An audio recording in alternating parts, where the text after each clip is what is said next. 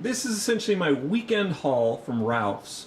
Most of what I got here is going to last me through the week, but over the course of the week I will also go out and get other stuff as necessary. I want to start by saying that I did not start buying this kind of stuff, and I do not recommend that you go out and start like this. Like, I'm not saying do this if you want to do what I did.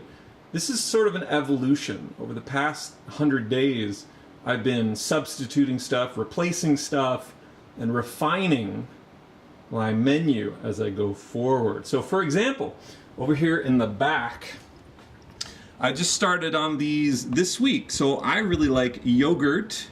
Like, it has turned into kind of a desserty treat for me. And turns out they're packed full of sugar.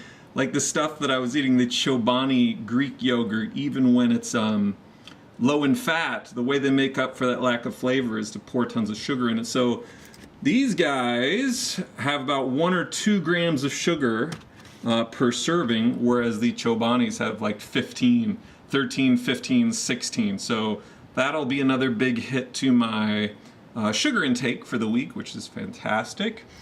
Over here, I've got some lettuce. I just get a bag of lettuce and I get this little tray of fajita mix stuff, and that will serve as my meal prep salads. That gets me 4 different salads, and I put cottage cheese on top of those for protein. Delicious! Bananas are also something I'm adding in just this week, trying to get a little more fresh fruit. And by a little more, I mean some. Yeah. Alright, so boar's head sandwiches. These are probably not the healthiest things. And remember, guys, I'm not trying to cut carbs. So you're probably looking at it and going, man, there's a lot of carbs in that bread. It's not the carbs I'm worried about. I feel like my carbs aren't my concern. It's sugar that I'm really trying to get away from. I think in an ideal diet for me, I'd have 40% protein, 40% carbs, 20% fat. So that's still a lot of carbs, right? So those sandwiches are great because what I do is I cut them in half, and that makes a meal for me.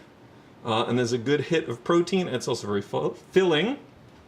Got some carrots and some almonds for snack attacks. And back here, this is ingredients for my overnight oats, which I've been making since I started. And every morning I have a jar.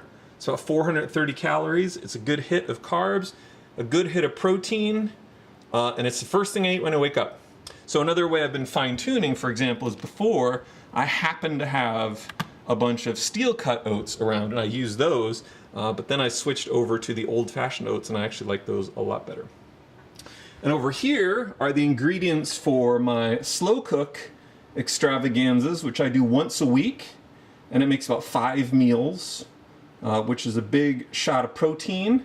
And so this time I'm mixing up the veggies even a little more. Usually I usually do a couple bell peppers, and maybe I'll do a potato and an onion, but this time I'm adding in mushrooms, and I got a squash and a zucchini, and yeah, I just thought maybe, you know, trying without the potato would be interesting and see where that took me flavor-wise. So that's about it. Now, this is not all I eat. I do supplement with a protein shake or 2 per day, depending on where my protein intake is.